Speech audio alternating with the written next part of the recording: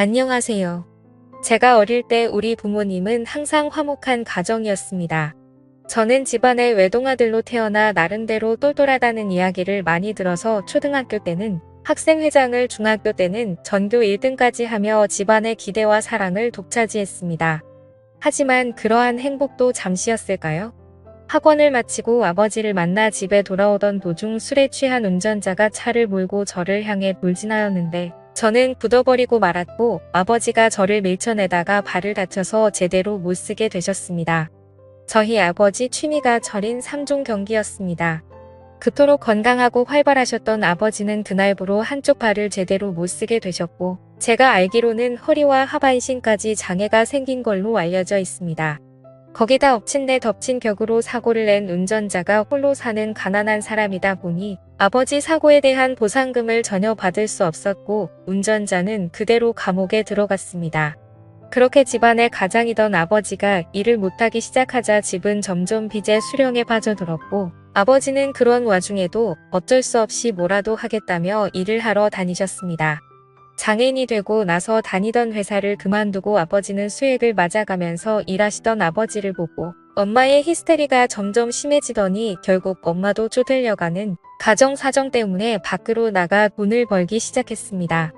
저도 더 이상 옛날처럼 공부를 위해 학원을 마음 편히 다닐 수가 없게 되어서 집에서 혼자서 공부를 하고 살았었지요. 그때를 생각하면 가장 기억에 남았던 건 화장실이었습니다. 저희가 이사간 새로 들어간 집은 화장실이 없었습니다. 큰 볼일을 봐야 할 때는 항상 1층 집으로 내려가서 화장실을 가야 했고 작은 볼일은 유광이나 페트병의 볼일을 보고 아침에 버리고 했을 정도로 저희 집 사정은 한순간에 정말 빈약해졌었죠. 그러던 중 어느 날부터 항상 저녁이 되면 엄마와 아빠가 다투는 소리에 자다가 깨어날 때가 많았습니다. 알고 봤더니 엄마가 남자가 생긴 거더라고요.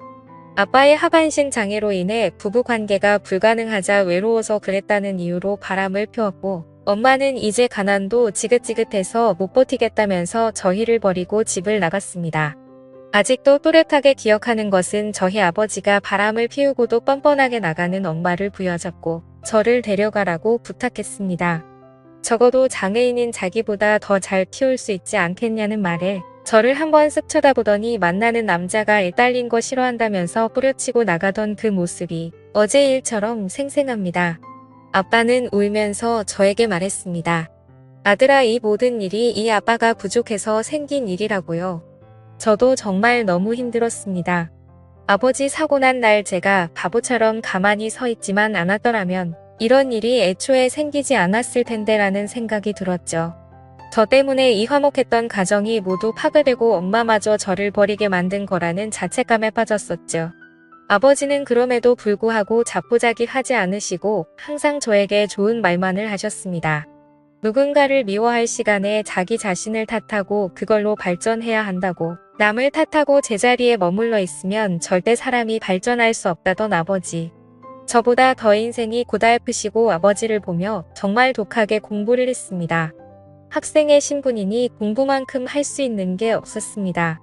아버지가 어렵게 벌어오신 돈으로 저는 코피를 줄곧 흘리면서 죽을 힘을 다해 공부를 하고 쉬고 싶고 놀고 싶을 때마다 항상 아버지와 저를 벌레처럼 쳐다보며 떠나던 엄마의 눈빛을 떠올렸습니다. 그렇게 고등학교에서도 최상위 성적을 유지한 저는 수능 시험에서도 높은 점수를 받아 서울 최상위 대학교에 진학하게 되었습니다. 그때부터라도 아버지께 폐를 끼치고 싶지 않았기에 저는 과외를 하며 제 학비와 생활비를 충당했습니다.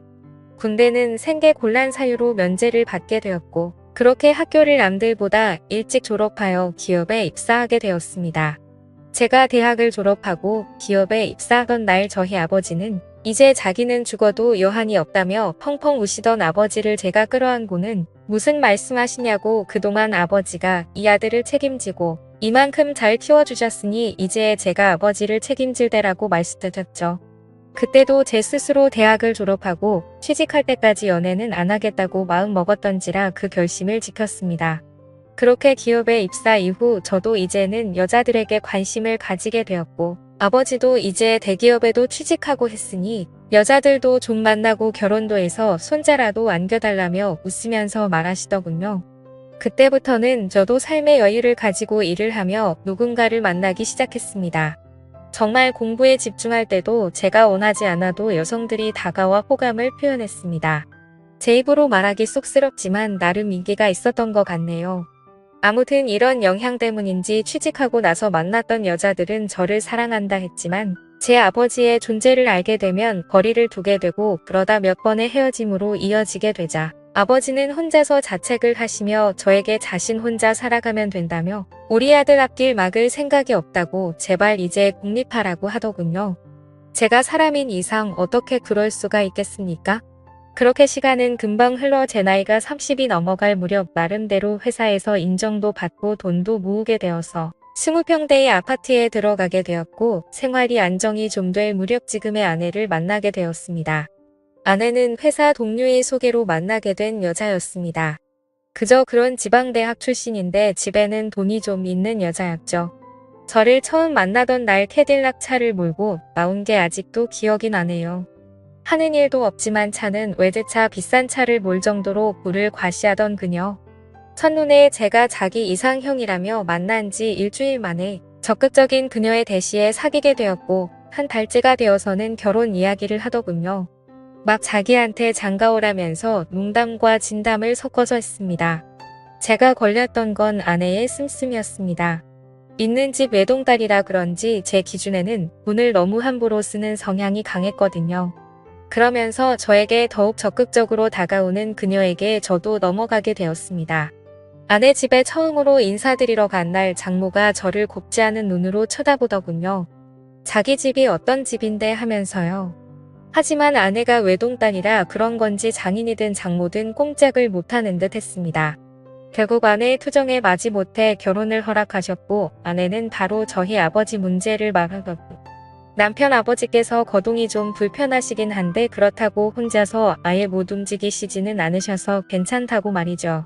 그때 당시에는 처가에서 별로 신경을 안 쓰시는 건지 별 다른 말이 없으셨고 장인어른은 신혼집도 마련해주고 아버지의 일자리도 마련해드리겠다고 했습니다.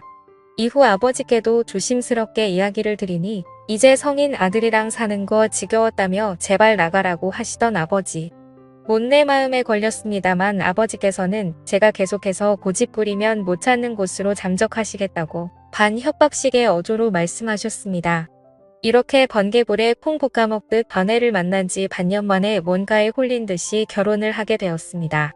하지만 결혼식장에서부터 불편했습니다. 저희 아버지가 몸이 불편하셔서 있는 걸 장모님이 너무 인상을 쓰시고 가까이 있는 것조차도 꺼려하시더군요. 제가 울컥하여 한마디를 하려 하자 아버지께서 저한테 별거 아닌 일로 화내지 말라며 저를 말리셨죠. 결국 이 문제로 신혼여행을 가서까지도 아내랑 싸웠네요. 하지만 그와는 별개로 그때부터 제 생활은 많이 편해졌습니다. 아내 명의로 된 아파트와 차를 타고 출퇴근하고 결혼한 지 얼마 되지 않아 아이도 생겼고 아내는 저라면 뭐든지 다 해주려고 했었습니다. 다만 저희 아버지한테 가는 건 싫어했고 저희 아버지께서도 며느리 오는 게 불편하니 쉬는 날 저만 오라고 하시더군요. 아내의 부모님 즉 장인 부부는 사업을 운영하고 계십니다. 중견 기업 정도는 아니고 사업장에 30명 정도가 일하는 회사입니다. 저희 아버지를 장애인 특채로 뽑아서 일을 맡기셨다고 아버지께서도 일도 편하고 사돈네가 많이 챙겨주신다네요. 그런 생활이 익숙해갈 무렵 제 아내는 점점 변해가더군요. 조그마한 일에도 화를 내고 제가 다툼이 싫어 대화를 피하고 조심하기 시작하니 그때부터 트집을 잡아 성질을 내더군요. 그러다 말다툼이 일어나 싸우게 되면 제가 화가 나서 집 밖으로 나가려고 하면 집키랑 차키랑 돈이랑 싹 다 모두 내놓고 나가라고 합니다. 무슨 소리냐니까 주변 한번 둘러봐보라고. 여기에 네 거 하나라도 있냐고. 집도 내 집이고 차도 내 차고 돈도 니네 아버지랑 너 먹여 살린다고 쓴 돈이 얼만데. 다 내놓고 나가라고 소리치더라고요. 그러면서 이죽거리며 하는 말이 가관이었습니다. 네 주제에 지금 어딜 간다고? 그냥 내 밑에서 내가 시키는 대로 따르라고 하더군요. 자기한테 이렇게 함부로 대하면 곤란할 거라며 협박하던 아내의 이유를 알고 보니 결국 바람이 난 거였습니다.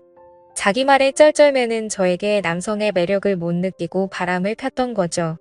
조용히 알고 보니 남자를 무려 1명도 아니고 2명도 아니고 3명을 만나고 있더군요. 그 사실을 알게 되고 나서 아내에게는 아무것도 모르는 척 행동하면서 이혼을 결심했고 장인 회사에 찾아가다가 저는 더욱 충격적인 장면을 목격하고 말았습니다. 장모가 저희 아버지에게 소리를 지르는 것도 모자라 뺨을 때리는 것이었어요. 그러면서 일을 이따위로밖에 못하냐며 머리 검은 짐승을 기어코 거두었더니 역시나 어쩌고 저쩌고 하더군요. 그 자리에서 제가 너무 화가 나 바로 달려가서 장모의 손을 잡고 밀쳤더니 땅바닥에 넘어져 엉덩이 뼈에 금이 갔다고 하더라고요. 그런 장모를 내팽겨치고 아버지를 모시고 데리고 나와 어떻게 된 일이냐며 물었더니 자신이 잘못한 일이라며 말을 아끼던 아버지. 그 뒤에 회사 직원들에게 물어보고 알아보니 장모는 저희 아버지가 밤늦도록 일을 해도 장애인이라고 무시하고 멸시하다가 급기야 손찌검까지 그랬다네요.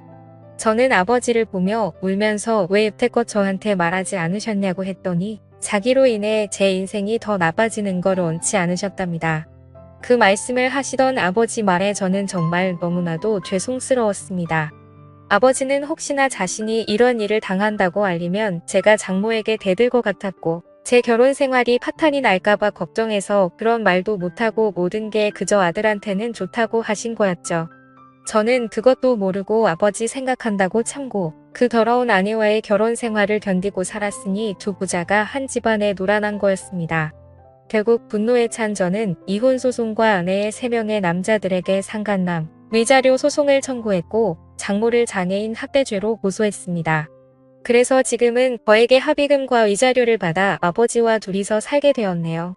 지금 돌이켜 생각해보면 저희 부자 인생에 있어서 여자랑은 참 운이 지지리도 없나 봅니다. 지금까지 제 사연을 읽어주셔서 감사드립니다.